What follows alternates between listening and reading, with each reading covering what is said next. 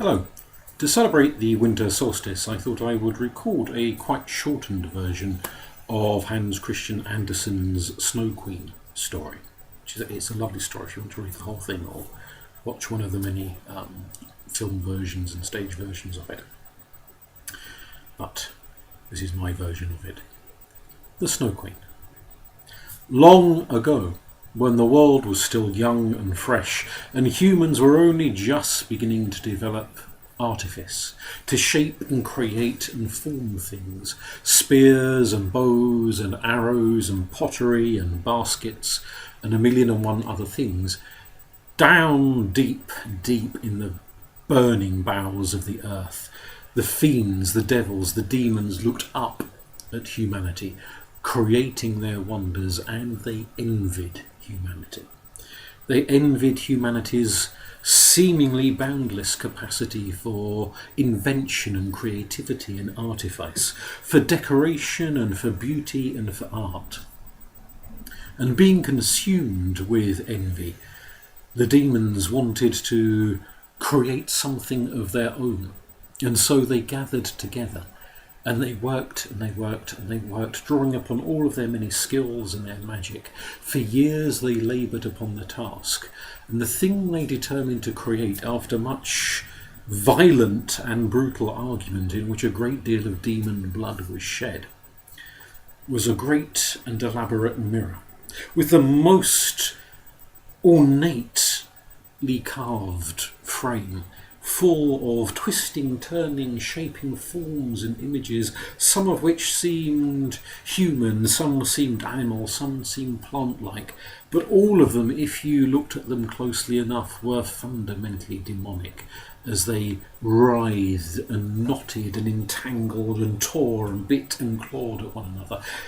And in the midst of the frame was the great sea of polished glass, made from obsidian, taken from the fieriest volcano in the depths of hell. And this polished glass was not an ordinary mirror. It was not simply a mirror in which one could see a reflection. It was a warping mirror, a little bit like one of those fairground mirrors that makes tall people seem short and short people seem tall and thin people seem wide and wide people seem thin. It warps and changes the image, but not in a comical way nor in a random fairground way, for the nature of the demonic mirror was such that whoever looked into it saw themselves not as they were, but as their shadow might have been.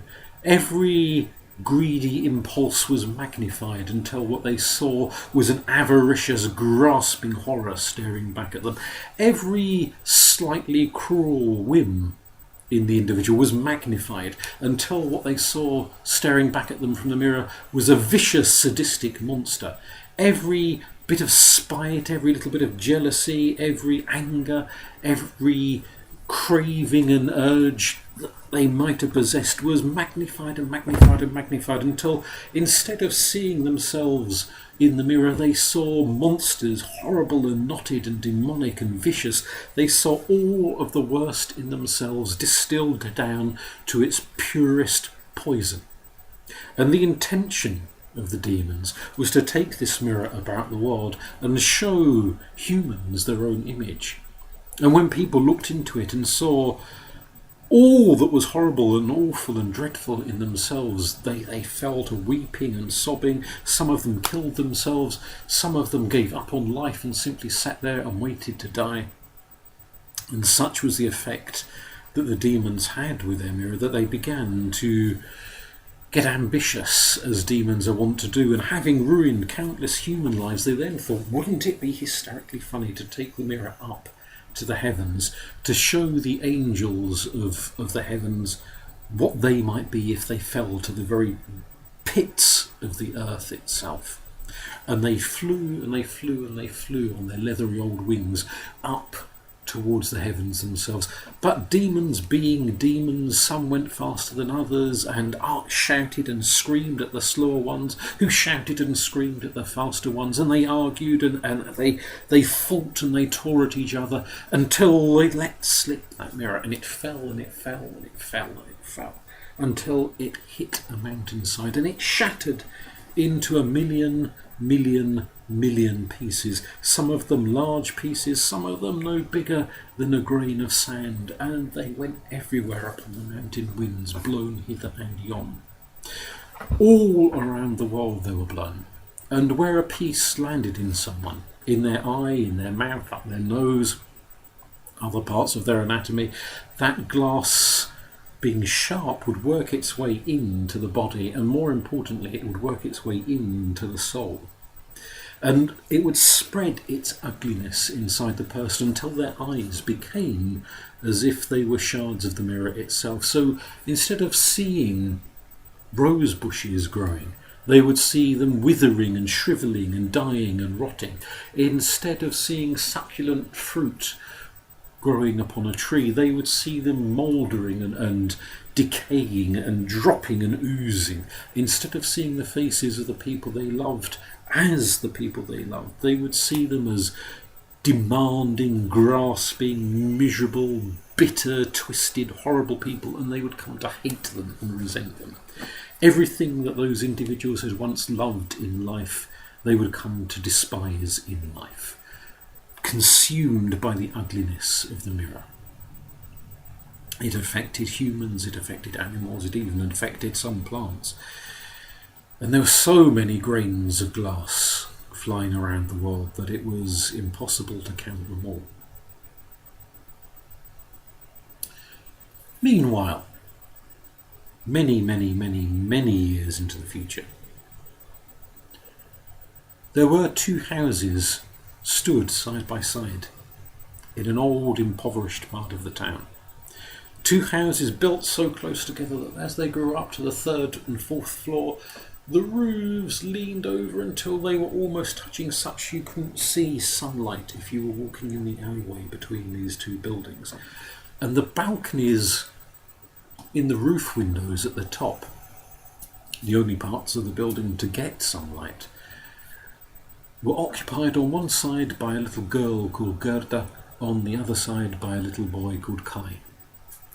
And each of them, who had been born within weeks of each other, lived their lives first in cots and then in cribs and then in beds in their respective rooms. And as they grew older and they grew more mobile, they begged and they pleaded with their parents to give them little window boxes outside their windows. So not only could they see across to one another, but they could grow flowers for one another. Kai would grow roses in his box. Gerda would grow daffodils in hers. And they would admire the beauties of each other's plants. They would chatter across the windows. They could climb out onto the roofs and sit there, for there was no danger of them falling down to the floor. And they could play upon their rooftop gardens. And this they did for many and many a year, until in their late childhood a terrible thing happened. One day, early winter it was, the snow was beginning to fall, an odd flake here, an odd flake there, the wind getting a little chillier, leaves falling off trees, flowers withering and dying.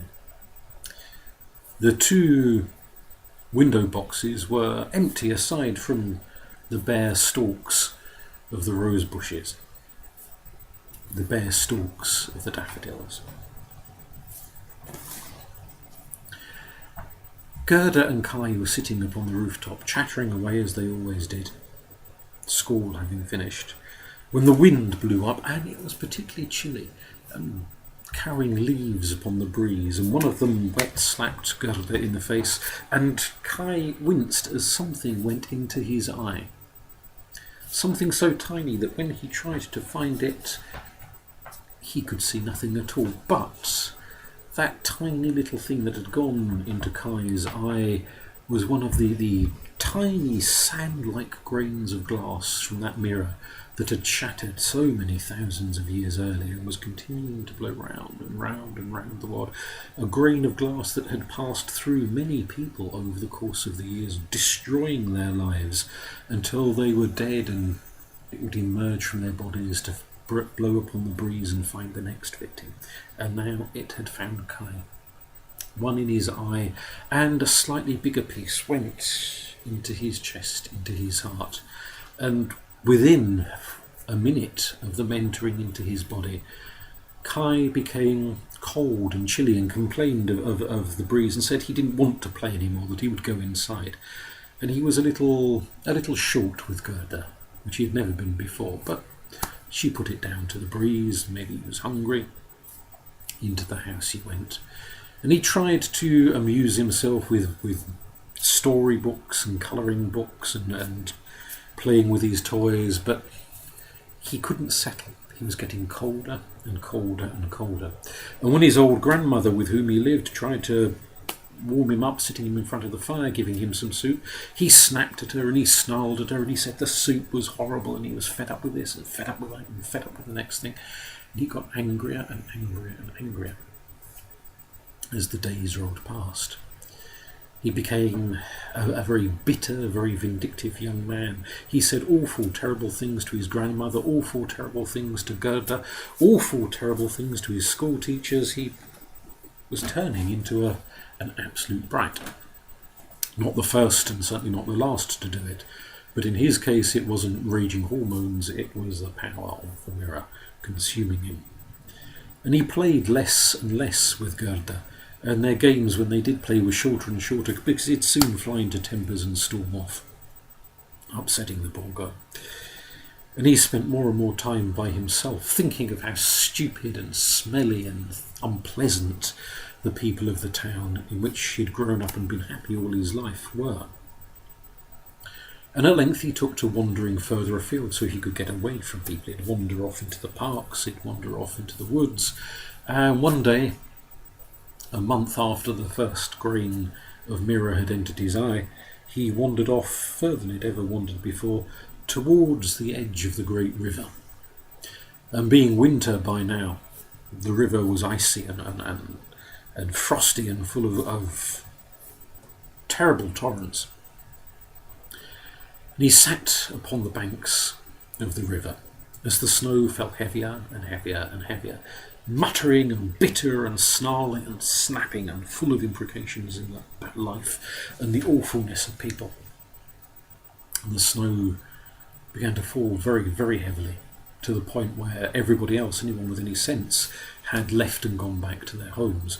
And some of them, seeing Kai sitting on the banks of the river, said, you should get back to your grandmother. She'll be worried about you. You shouldn't be out in this weather. And he told them what they could go and do with their concern, where they could shove it in no uncertain terms, such that people, well, they left him and they stormed off in a great huff, intending to have words with his grandmother. And as he was sitting there, watching the river churn, watching great lumps of ice from further upriver flow down off into the distance, he heard bells jingling. And looking round on the thick, heavy, fallen blanket of snow, there came a sleigh in the back of which sat a tall, elegant, thin, pale woman with hair that was so white it was almost blue, dressed in blue and white with thick fur collars, evidently a woman of great wealth. And she beckoned over to Kai and said, "Boy, I see that you are as cold as I am, and I wish you to come and live with me in my kingdom, away from these peasants, away from these half-wits, these dolts of the town. Come and live with me." And of course she was the Snow Queen, who comes riding across the earth whenever the snows begin to fall heavily. And Kai, recognising a kindred spirit, someone who was indeed as cold as he was, though in her case it was not because she had any shards of mirror inside of her. She was just naturally a creature of ice and frost and bitterness and indifference. agreed with the Snow Queen that the people he'd grown up amongst, that he'd loved all those years of his lives, were pig ignorant, were savages and simpletons and half-wits, and that he would be better off without them, that he should live with someone of such aristocratic bearing and elegance and evident wealth and sophistication and culture as the Snow Queen. And without so much as a second thought to his grandmother, or even to Gerda, his lifelong friend, he clambered into the back of the sled, and off the team of 4 great white stags pulled it into the distance. Well, those neighbours who had meant to have words with the old grandmother certainly did go and have words with the old grandmother, and she sat fretting all evening, worrying about her grandson and what she would say to him when he came back, knowing what vile tempers he was subject to these days. But of course he didn't come back, not that evening nor the next morning. When she went to speak to her other neighbours, including next door where Gerda lived, nobody had seen him since those people who'd passed him on the riverbanks, and she went off to the great riverbank. And of course all of the snow had been falling in the night, so there was no tracks left of the sled, no footprints left from Kai, nothing but pristine snow upon the banks of the river. And she searched and searched and could find no sign of him. She rushed back to town and begged for her neighbours, and they came out and they searched and they searched. But of the boy there was absolutely no sign. And they came to the conclusion that Kai, perhaps being boys are, a spirit of adventurousness, had got a little too close to the river, and in the icy conditions slipped into those waters and been washed away and drowned, and that maybe in the coming days his corpse would be found downriver somewhere.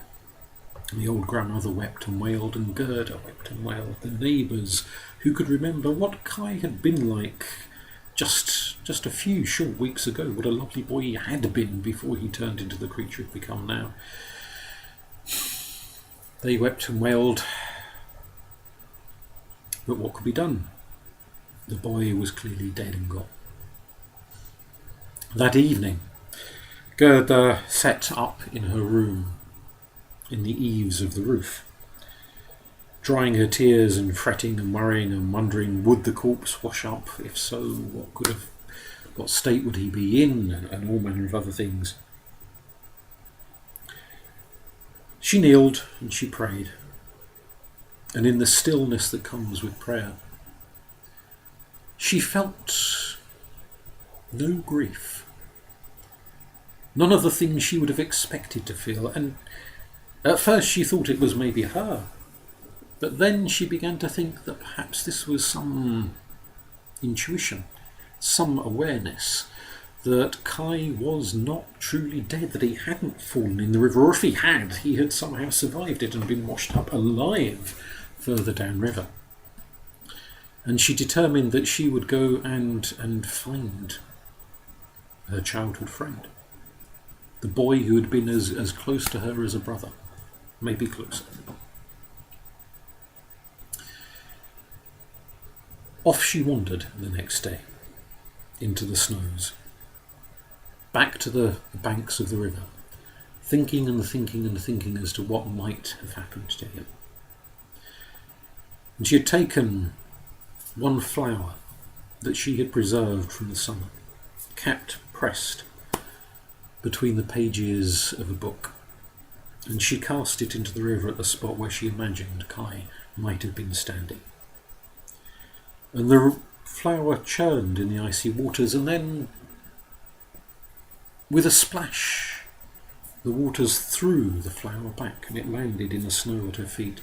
And she took that as definitive proof, an omen that her suspicions that Kai was alive were true, that he had not drowned in the river, for the river was rejecting this memorial to the boy she loved. And she felt for certain then that Kai was alive somewhere. And again she knelt and she prayed for advice and guidance, because she hadn't got a clue where to start looking for him. And a wind began to whip up, gentle at first, but getting stronger and stronger and stronger. whipping and whipping and whipping until it lifted that little girl up. Lifted her up not as a whirlwind will do, smashing people against trees and rocks, but like an invisible hand picking her up and carrying her and carrying her and carrying her a great distance out of the town, across forests, across mountains, across the sea, into another land, places that she had never been and never dreamt of, to a frozen land, going further and further and further north until it sat her down. And it sat her down in front of, and she could see it as she was being lowered through the air, a house with a splendid garden in front of it. All around the garden on the other side of the fence were deep, deep, deep snows. But in the garden itself, everything was green and beautiful and verdant. Trees were in fruit. Plants were in flower. It was as if summer existed on one side of the garden fence and winter on the other. There was not a flake of snow upon the roof of the beautiful house, not an icicle dangling from its eaves. It seemed contained in its own bubble of summery warmth. And the wind, or the invisible hand, as the case may be, that deposited Gerda in front of the gate, dissipated. Gerda opened the gate and walked in. And as she stepped through, kicking the snows off her boots, what little snow was left on them melted as she walked down the path. For it not only looked warm from the sky, but it was warm as she entered in. It was like stepping into a bubble of summer. And she went up to the house and knocked upon the door, and an old lady, her hair done up in a bun, a long green robe upon her, with the most exquisite deep velvet, welcomed her in at once. Didn't ask who she was or where she had come from or what she was doing there, but welcomed her in, sat her down at a table, brought food, brought drink, and introduced herself as the lady of the garden. And Gerda introduced herself and explained about her travels, of how she had come to that place, of how she was looking for her lost friend, her almost brother Kai. And then the lady of the garden listened, and she nodded and she smiled and said, "Drink more, eat more." And at length the old woman said, I think we should go and walk about the gardens, and you can come and admire the tulips that are growing there. And we will talk more, and I'll see if I can think of anything that can be done to help find this boy, this Kai of whom you speak. And off into the garden they wandered, and it was exquisite, like nothing Gerda had ever seen before in any of the parks in her town. Nothing had been as elaborate as this garden. The box hedge mazes, the fountains, the beds of flowers, red here and blue there, and yellow and purples and white and all manner of wonderful colours, variegated colours, aromas. It was just exquisite. And the old woman led her up to a particular bed of tulips and said, "Tell me, my dear, what you think of the aroma of these." And Gerda leant in and she had a sniff, and it was wonderful. And as she drew in a deep lungful of the fragrance of these tulips, her memories seemed to evaporate. She knew she'd come to that garden, that house, for a reason, but what it was she couldn't quite say. And the woman said, "Now you're here to help me with the garden. We will have a wonderful time. I'll show you how to tend the flowers, how to tend each and every one of them, how to feed them, water them, and how to ripen the fruit upon the trees in the orchard. I must show you the orchard, and then I'll show you the rest of the ponds, and we have fish, and I'll show you how to feed the fish." And for, well, what seemed like hours upon hours upon hours upon hours, but was actually far longer than Gerda had any way of knowing, they went from one part of the garden to the next, looking at all of the different wonderful sculptures and orchards and fountains and flower beds. the time passed. Gerda did as she was bidden. She helped with every flower, she helped with feeding the fish, she helped with feeding the birds, she helped with collecting the fruit. She learnt skill after skill after skill with the lady of the garden. And she had no real sense of the passage of time. An hour could have been a day could have been a month could have been a year. It was almost impossible to tell as they worked their way around the house, from section to section to section, for it was like a walled garden with a succession of rooms separated by hedges and garden walls and fences and tree lines. And it was only when they came back round the house, almost full circle, to the roses and the rose beds, the red ones, the yellow ones, the purple ones, the white ones, the orange roses, all manner of colours and shades, and aromatic roses and plain roses with no scents, roses with huge thorns, roses with no thorns, every variation of rose you could possibly imagine. That as she was gardening, a sadness developed inside Gerda. The lady of the garden, the old woman, had gone off to fetch a watering can and pruning shears. And as Gerda was sitting there tending to these roses and doing as she'd been bidden by the lady of the garden, the sadness welled up in her, and she began to think of roses, and the roses reminded her of something. And she couldn't quite pinpoint what initially, but as she got her hands into the soil, into the loam at the roots of the roses, she began to think how those rose roots went down and down and down and down to the deep earth. And the roses said, oh, they go down so far. Our roots go all the way down to the land of the dead. And Gerda said, in the land of the dead, is there a boy whose name is... And she thought, and the influence of the tulips and the magical aroma of the tulips began to fade in the face of the magic of the roses, who had their own special spell, quite unlike the magic worked by the lady of the garden who had planted them. And the name at length came to Kai, a boy called Kai. And the roses murmured and susurrated themselves for a little while. And they said at length, our roots which go down to the lands of the dead, we have felt and we have felt and we have felt. And there is no boy in the land of the dead called Kai.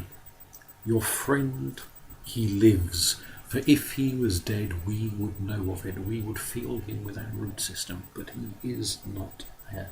He lives still. And all of the memories came flooding back to Gerda.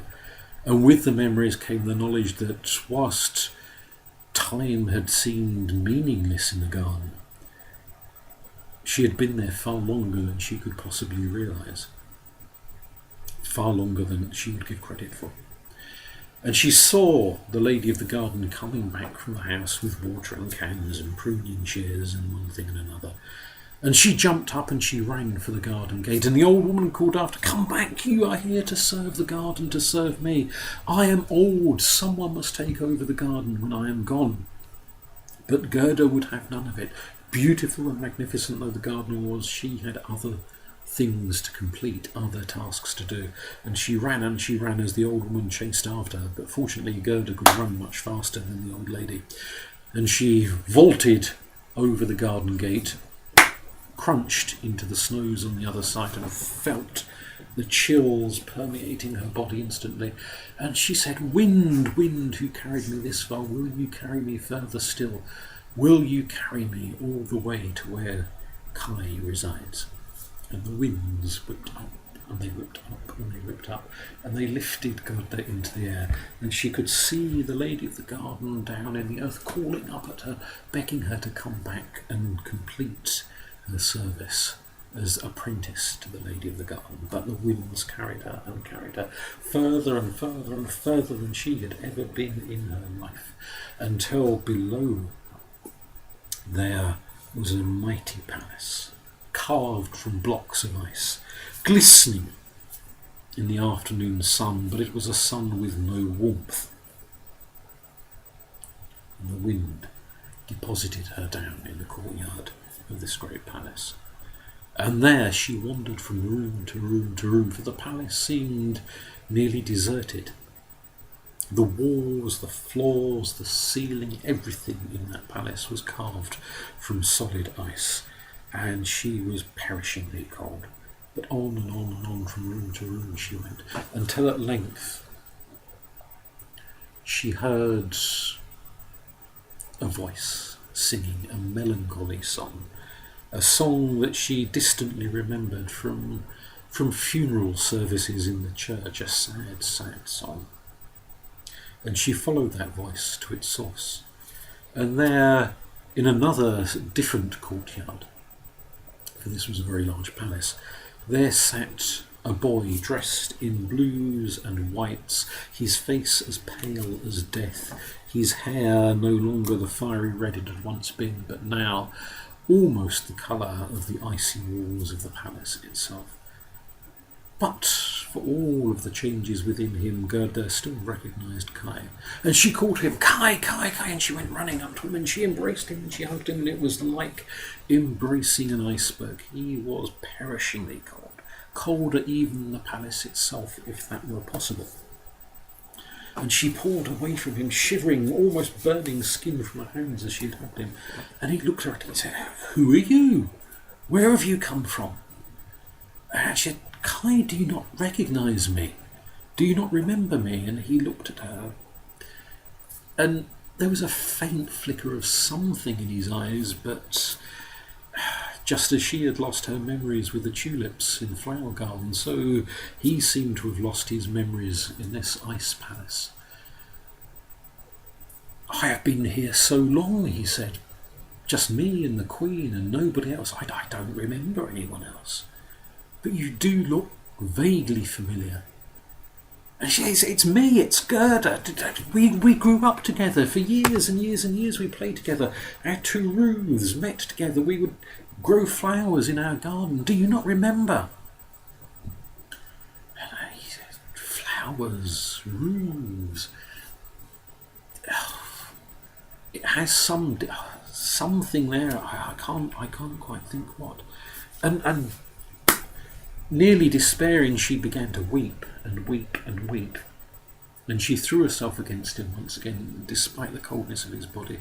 And as her tears spilled upon his face, a warmth spread through him. A tingling, a strangeness. And they rolled down his cheek, they rolled down his neck, they rolled inside his blue shirt, those tears, and they reached his chest. And the warmth of the tears melted that shard of mirror that had been lodged in his heart all of the years, and it had been years, for Gerda had been far longer in the garden than she could possibly realise. It melted, this shard of mirror. And the demons that had created that mirror in hell could feel that shard, small as it was, dissipating from the world, not simply moving on to a fresh victim, but leaving the world entirely, melting and dissolving. And they raged and they roared and they thundered, and the earth shook and the ice palace shook, and icicles fell from the ceilings. The walls began to crack. And the boy pulled away from the frightened by what was happening in the palace. And as the warmth began to spread through his body, his colour started to return to his skin. He looked at her and said, "Gerda, where have you been? 10 years I've been in this palace. 10 long years I've been here. Where have you been? I thought you were dead. I thought I would never see you again." And she wept and he wept, and as he wept, the piece of mirror that had lodged into his eye rolled out and dissolved in his tears. And the demons in hell, feeling that tiny, tiny grain, that sand-like grain of glass dissolving into nothingness, leaving this world. They roared and they thundered the more, and the palace shook again, and great cracks appeared in the walls of the palace, and the Snow Queen hissed and roared and came thundering towards them, demanding to know what was going on, demanding to know who this child was in their palace, seeing the colour return to Kai's face, seeing the fieriness return to his almost ice-white hair. She thundered with rage, and the palace shook the more. She drew her wand. Cones of ice and snow emitted from the end and blasted towards them.